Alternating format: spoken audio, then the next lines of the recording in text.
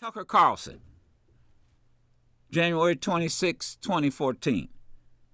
Tucker Carlson suggested that 17-year-olds should not be allowed to pre-register to vote because they're not capable of choosing an entree at a restaurant.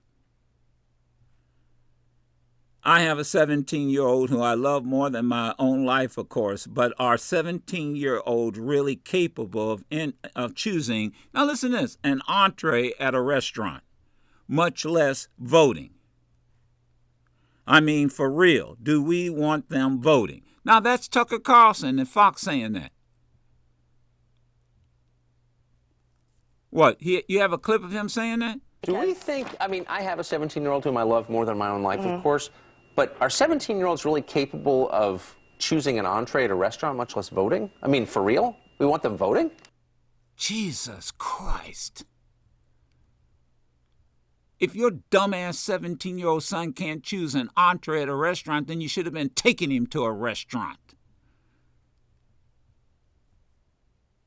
I was the one who introduced legislation. Sherry will tell you, when I was with NACP, to give voter registration cards to pre-register 17-year-olds so that they got their voter registration card with their diploma. We have multiple states that passed that law. North Carolina tried to rescind it.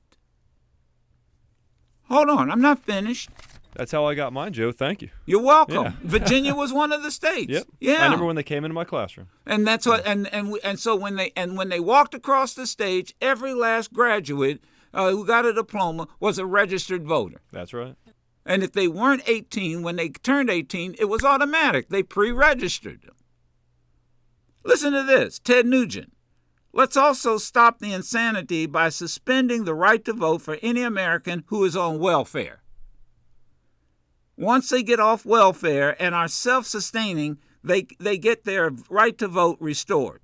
No American on welfare should have the right to vote for tax increases or other Americans who are working and paying taxes to support them. That's insane. Hold on. That was December 4th, 2012. I'm not finished. April 8th, 2013. Mississippi Tea Party President Janice Lane. Country would be better off if only men voted. She says, I'm really going to set you back here. Probably the biggest turn we ever made was when women got the right to vote. Our country might have been better off if it was still just men voting. This isn't 1892. This isn't 1865. This what did I say? What she's a Tea Party official. This was 2013. I'm not finished.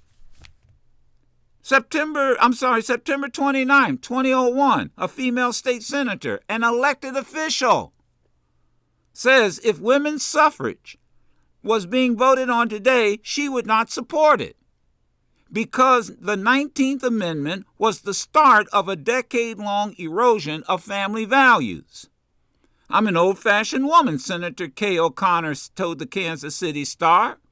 Men should take care of women. And if men were taking care of women today, we wouldn't have to vote. O'Connor says she does vote, but she says she believes that if men had been protecting the best interest of women, then women would not be forced to cast ballots and serve the legislature. Instead, they would stay home, raise families, tend to domestic duties. These folks would take you back. The 19th Amendment, giving all women the right to vote, was ratified in 1920.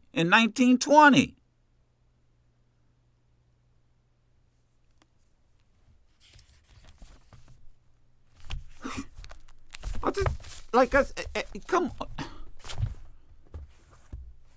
I'm serious. Wake the f*** up. You damn right you better wake up.